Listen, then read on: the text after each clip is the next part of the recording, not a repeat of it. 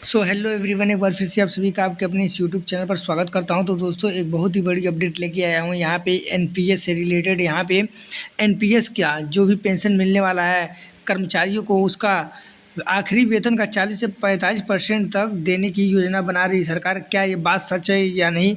क्योंकि इससे पहले मैं इस पे 2 वीडियो बना चुका हूँ।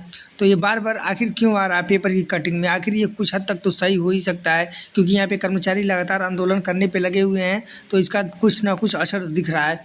तो देखिए, पूरी खबर पढ़ लेते हैं। यहाँ पे लिखा है, आखिरी वेतन का 40 से 45% पेंशन के रूप में देने की योजना, एनपीएस में अधिक पेंशन देने की तैयारी। मतलब कि एनपीएस में जो भी लोगों को कम पैसे मिल रहे हैं, अब ज़्यादा पैसे देने की तैयारी में सरकार है। तो क्या है, पूरी खबर देख लेते हैं। तो यहाँ पे लिखा है, जिया हक, नई दिल्ली पुरानी पेंशन योजना को फिर से लागू करने की मांग कर रहे सरकारी कर्मचारियों को केंद्र सरकार बड़ी राहत दे सकती है। इसके लिए इस साल के अंत तक राष्ट्रीय पेंशन योजना में संशोधन किया जा सकता है। इससे सुनिश्चित किया जाएगा कि कर्मचारियों को सेवानिवृत्ति के समय आखिरी वेतन का 40 से 45% पेंशन के रूप में दिया जा सके।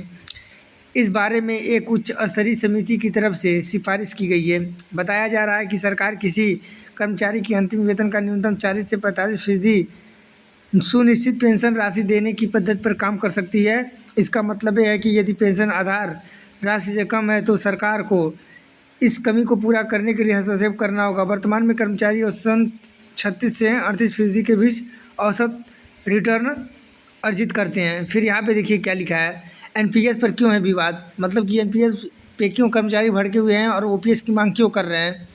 यहाँ पे लिखा है कि पुरानी पेंशन योजना में सरकार कर्मचारी के अंतिम वेतन पर 50% पेंशन की गारंटी देती है। इसके लिए कर्मचारी को अपनी तरफ से कोई भी योगदान नहीं देना होता है। वहीं एनपीएस में कर्मचारी को अपने आधार वेतन का 10% योगदान देना होता है। वहीं सरकार 14% योगदान भरती है।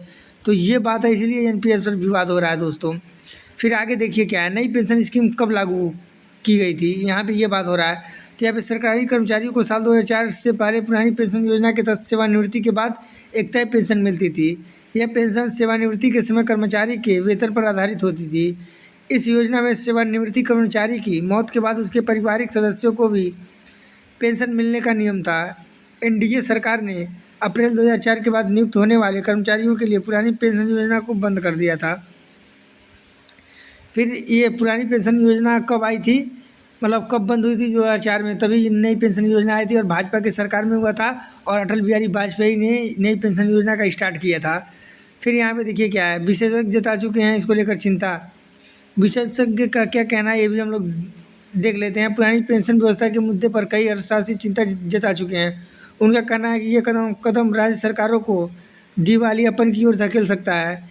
एसबीआई के मुख्य आर्थिक सलाहकार सौम्यकांत घोष ने कहा कि पुरानी पेंशन योजना वित्तीय रूप से अस्थिर है।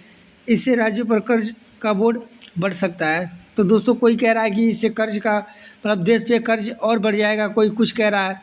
तो क्या ये बात सही है या नहीं, या फिर पुरानी पेंशन लागू होना चाहिए या नहीं, आप लोग कमेंट करें।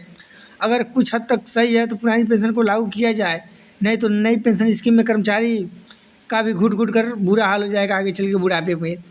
तो दोस्तों, ज़्यादा से ज़्यादा वीडियो को शेयर करें ताकि सभी कर्मचारियों भाइयों को ये बात पता चले। मिलते हैं नेक्स्ट वीडियो में, तब तक के लिए जय हिंद, वंदे मातरम।